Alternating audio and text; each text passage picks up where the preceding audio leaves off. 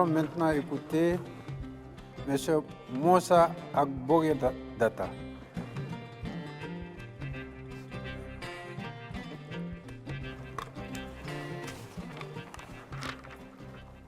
M. Moussa Agbogue Data, en 1991, votre cousin Berger a été arrêté en compagnie d'autres personnes, dont certains ont été libérés.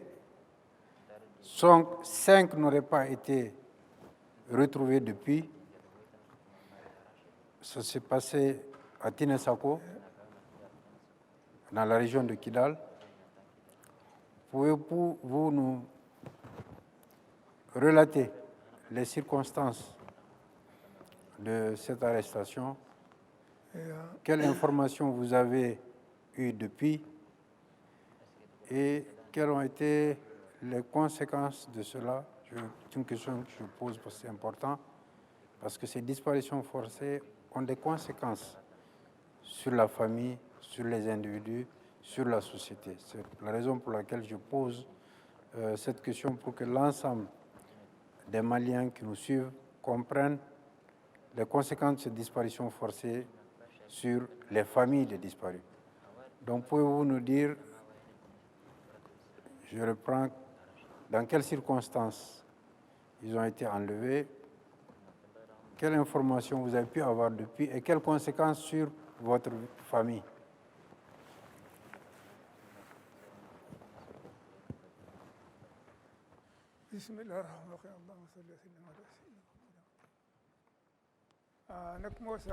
Au nom de Dieu le Tout-Puissant, le Tout-Clément, le Tout-Miséricordieux, que le salut de Dieu soit sur le prophète Mohammed et ses compagnons ainsi que sur tous les croyants. Je m'appelle Moussa Agbogue Data et je suis de Tinesako dans la région de Kidal. Un cercle situé à près de 2000 km de Bamako. Je suis venu faire un témoignage sur les disparitions forcées de plusieurs personnes de ma communauté et particulièrement sur celle de mon cousin Ousmane, dont il est question aujourd'hui.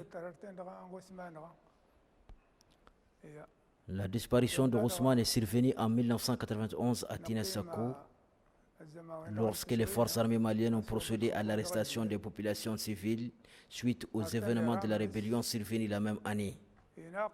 Les militaires ont arrêté, emprisonné et tué de nombreuses personnes et leurs animaux. Ils ont ensuite procédé à l'empoisonnement des puits et au massacre des animaux, seuls revenus des populations de la localité. Ces agissements tristes des militaires maliens m'ont poussé à venir à Kidal pour demander de l'aide au niveau des notabilités traditionnelles et des autorités compétentes. Je suis venu chez Intala Agataher, l'amanocal de la DAR au moment des faits. J'ai fait 3 semaines avec lui à Kidal, en train de chercher comment résoudre ces problèmes de Tinesako, puisque même à mon arrivée à Kidal, j'ai coïncidé avec les mêmes arrestations des populations et des leaders communautaires dans les mêmes conditions atroces que celles appliquées à Tinesako et quelquefois même pires. J'ai vu aussi à Kidal de nombreuses personnes, dont des notabilités traditionnelles, enchaînées, ligotées sous prétexte qu'elles sont complices du soulèvement en cours. Nous avons, Intala Agataher et moi, procédé aux interventions jusqu'à la libération de certaines personnes à Kidal. Et ensuite, nous avons pu arranger avec le commandant de cercle de Kidal à l'époque, un certain Mariko, de la préparation d'une mission pour des interventions à Tinesako.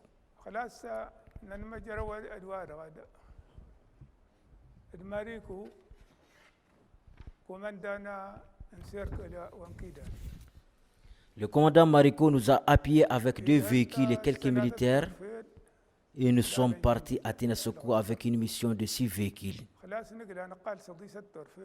La mission était composée des militaires et des civils, dont l'amanocal de la DAR Intala Gataher, de son fils Mohamed Gintala, à l'époque député de Tinesako, ensuite de Al-Rabas Gintala et quelques notables, dont Toua, le neveu de l'amanocal.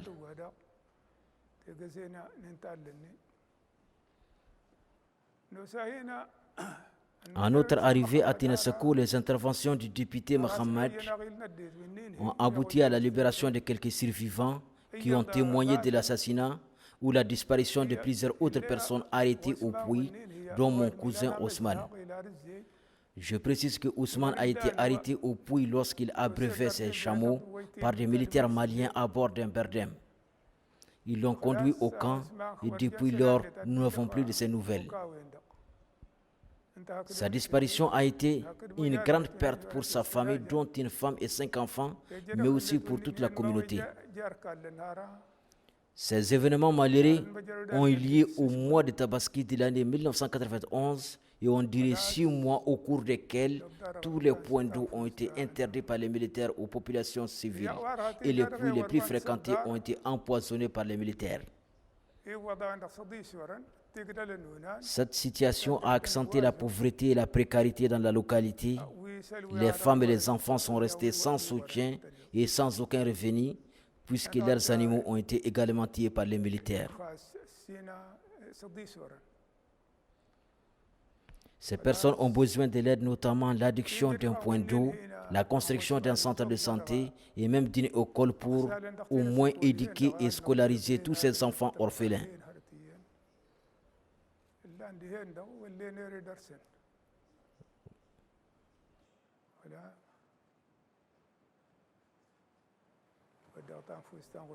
Voilà un extrait d'un très grand récit d'un événement douloureux, triste et pénible survenu à Tinasako il y a presque 30 ans. Je regrette que depuis 1963, les militaires maliens persécutaient et tuaient les populations civiles du cercle de Tinasako qu'ils sont censés protéger et jusqu'à présent ces persécutions continuent. Il n'y a à ma connaissance aucune raison et ni aucune cause susceptible de provoquer ces tueries souvent en masse. Seulement, nous avons constaté que lorsque l'armée veut procéder à ces tueries, elle invente un mobile, soit les personnes tuées seraient des rebelles ou des islamistes du Moujaou ou de Al-Qaïda. Nous regrettons qu'à chaque fois, au lieu de nous protéger, l'armée invente des faux mobiles pour nous tuer. Ces mobiles sont faux et archi-faux et n'ont aucun fondement. Ce sont ces injustices, ces frustrations et ces tueries qui créent la haine, les soulèvements et les vengeances et même toute l'insécurité actuelle.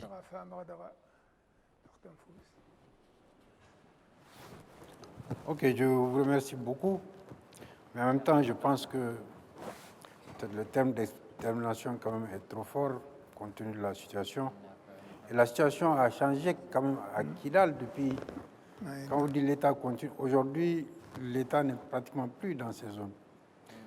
C'est les groupes armés qui contrôlent ces régions, ces zones de Kidal aujourd'hui depuis 2012.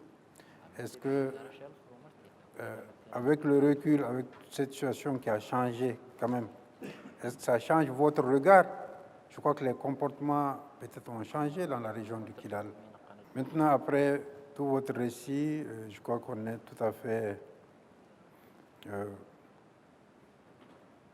nous sommes extrêmement sensibles à ce que vous avez, votre récit. Si j'ai repris comme ça, c'est pour mettre les choses un peu en perspective quand même.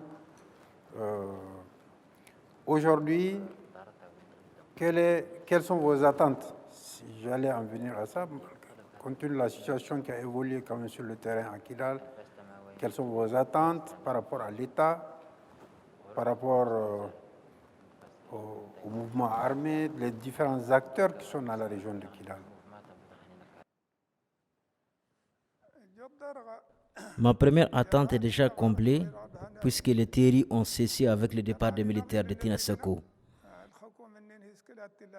Et j'espère que les jours qu'ils reviendront, ils le feront avec le souci de protéger les populations et non de les massacrer.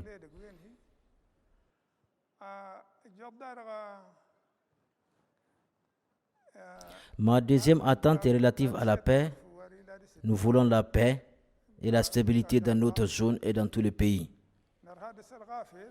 Ma troisième attente est celle des femmes de Tinasako qui m'ont mandaté dans des messages WhatsApp de demander de l'aide à toutes les bonnes volontés, qu'elles soient maliennes,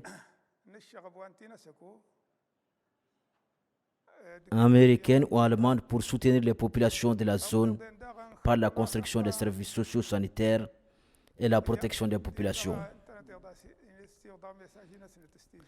Ces femmes salient leurs sœurs maliennes et les appellent à travailler ensemble dans le domaine du commerce et dans tous les domaines d'échange possibles.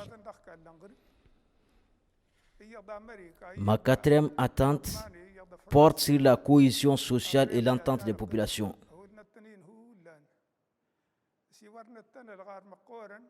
Nous demandons à l'État d'unifier les populations du nord au sud et de les traiter tous et de traiter tous les citoyens de la même manière.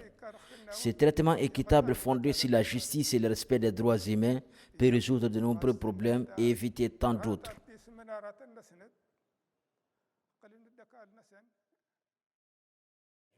Je remercie vraiment, je remercie ces femmes pour leur message envers leurs autres sœurs du Mali. Je pense exactement ça, le sens des audiences publiques. Les audiences publiques ne sont pas faites pour creuser les fossés entre les communautés ou entre les communautés et l'État, mais dire la vérité sur ce qui s'est passé pour unir les gens, pour rapprocher les gens sur la base de la vérité. Lorsque la vérité est dite, ça permet aux victimes d'ouvrir leur cœur, d'être plus réceptives à la réconciliation, au pardon. J'espère que ce message des femmes de Kidal m'amène à dire que cet objectif des audiences publiques a été compris et j'espère, en tant que président de la commission, qu'à l'issue de ces audiences publiques, les différentes personnes qui sont venues témoigner sur ce qui est arrivé à leurs proches, d'autres victimes vont se retrouver à travers ces messages. Et comme tout le monde ce matin a dit, j'étais impressionné par le fait que les différentes victimes, depuis, même historiques depuis 1960 à aujourd'hui, ont dit nous pardonnons.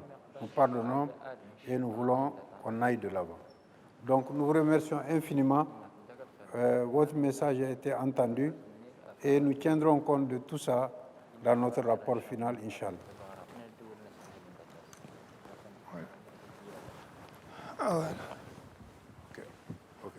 La Radienne. Merci beaucoup. Merci. السلام عليكم الجماعة تقريبا ما يجان دوانا. يمسنا خان غيكنا وين غدوين السريان.